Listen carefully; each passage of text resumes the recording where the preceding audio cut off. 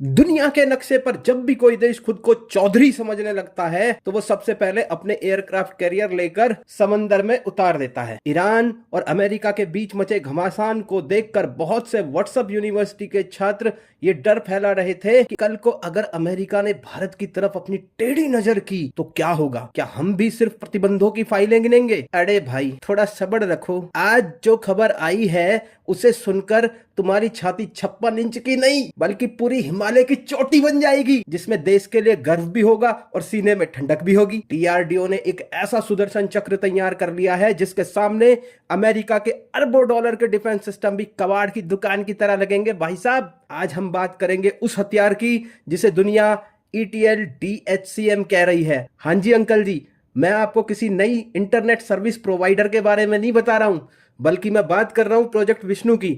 ध्यान से सुनो वरना आंखों के आगे अंधेरा छा जाएगा भाई साहब, क्योंकि इस प्रोजेक्ट से देश के दोस्तों मतलब दुश्मनों को विष्णु जी के परलोक के दर्शन हो जाएंगे। ये वो बात है जो तुम्हें किसी नेशनल न्यूज चैनल ने इतनी गहराई से नहीं बताई होगी। दोस्तों, रक्षा अनुसंधान एवं विकास संगठन DRDO ने हाल ही में फ्लैक्स नोजल सिस्टम एक्चुएटर्स के लिए टेंडर जारी किए हैं।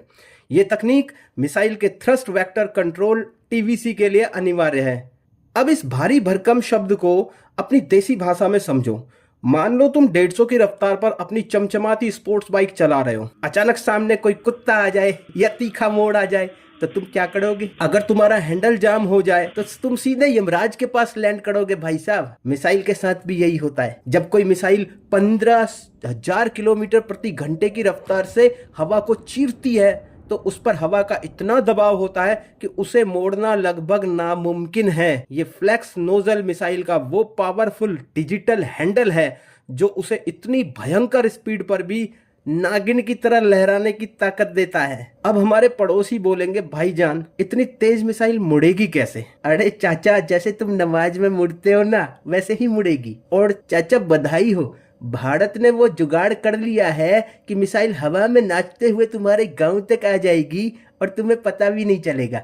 माइक्रो इनर्शियल सेंसर्स का मुख्य कार्य मिसाइल के नेविगेशन और प्रिसीजन गाइडेंस को सुनिश्चित करना है, विशेषकर उन क्षेत्रों में जहां GPS सिग्नल बाधित हो सकते हैं। मिसाइल को ताकत तो मिल गई, लेकिन उसे ये कौन बताएगा कि जाना कहां है? ये सेंसर मिसाइल की तीसरी आंख है भाई साहब। आम मिसाइलें हवा में बहुत ऊपर जाती हैं ताकि किसी पहाड़ से न टकरा जाएं, जिससे वो रडार की नजर में आती हैं, लेकिन हमारी क्रूज मिसाइल जमीन से चिपक कर चलेगी। ये सेंसर उसे बताते हैं, भाई सामने अरावली की पहाड़ी है, थोड़ा दाएं से होकर निकल ले वरना नाक फूट जाएगी। ये बिना इंटरनेट के चलने वाला ऐसा गूगल मैप है जिसे कोई हैक नहीं कर सकता भाई साहब। यहाँ मुझे एक पुरानी कहावत याद आती है, अंधे के हाथ बटेर लगना। चीन और पाकिस्तान को लगता है कि वो रडार लगाकर भारत को रोक लेंगे। अरे भाई, जब मिसाइल तुम्हारी गलियों के मोड़ काटते हुए आएगी तब रडार क्या तुम्हारा अचार डालेगा? ये तो वही बात हो गई कि हमारे इन दोनों पड़ोसियों की चारों गोटियां कब लाल हो गई है उन्हें भी पता नहीं चलेगा। ETL DHCM एक हाइपरसोनिक क्रूज मिसाइल है जिसकी गति 8 से 10 मैक के बीच अनुमानित है। ये ब्रह्मोस की तुलना में कहीं अधिक घातक और लंबी दूरी तक मार करने में सक्षम है। अब दुनिया के चौधरी अमेरिका और चीन के पसीने क्यों छूट रहे हैं? क्योंकि वो अभी भी हाइपरसोनिक गाइड व्हीकल बना रहे हैं। वो क्या होता है? एक रॉकेट जो मिसाइल को ऊपर ले जाता है, फिर मिसाइल नीचे गिरती है। लेकिन भारत की ये मिसाइल शुरुआत से अंत तक हाइपरसोनिक रफ्तार पर ही रहेगी। इसे ऐसे समझो कि ब्रह्मोस को 20 से गुणा कर दो, इतनी बिजली जैसी रफ्तार कि जब तक दुश्मन का कंप्यूटर उसे पहचानेगा तब तक वहां सिर्फ धुआं बचेगा।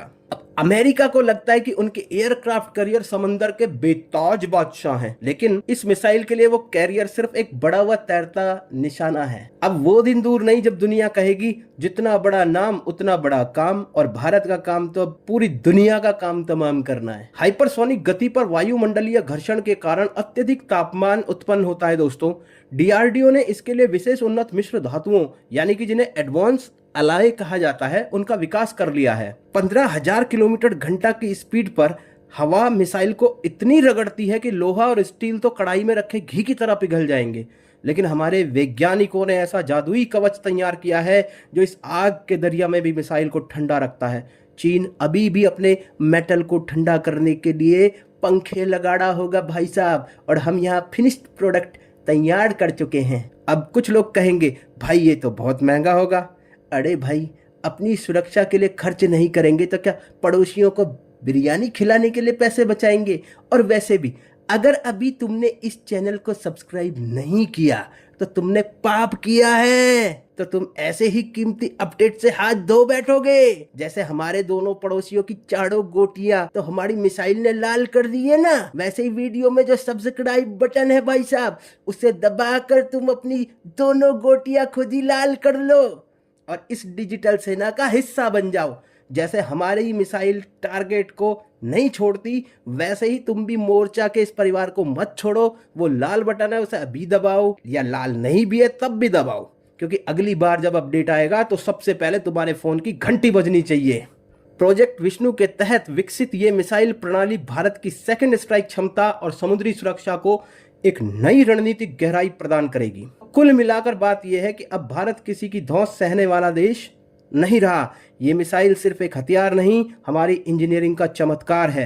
1500 किलोमीटर की रेंज का मतलब है दुश्मन का कोई भी जहाज हमारे तट के पास आने की जरूरत नहीं करेगा। हम घर बैठे बटन दबाएंगे और समंदर के बीचों बीच दुश्मन का टाइटैनिक बना देंगे। अंत में बस इतना ही कहूंगा कि जो लोग भारत को सपेरों का देश कहते थे, वो आज खुद भारत का सांप देख लें। हमारी मिसाइल तैयार है, हमारे वैज्ञानिक तैयार हैं और उम्मीद है आप भी इस नई भारत के उदय को देखने के लिए तैयार हैं।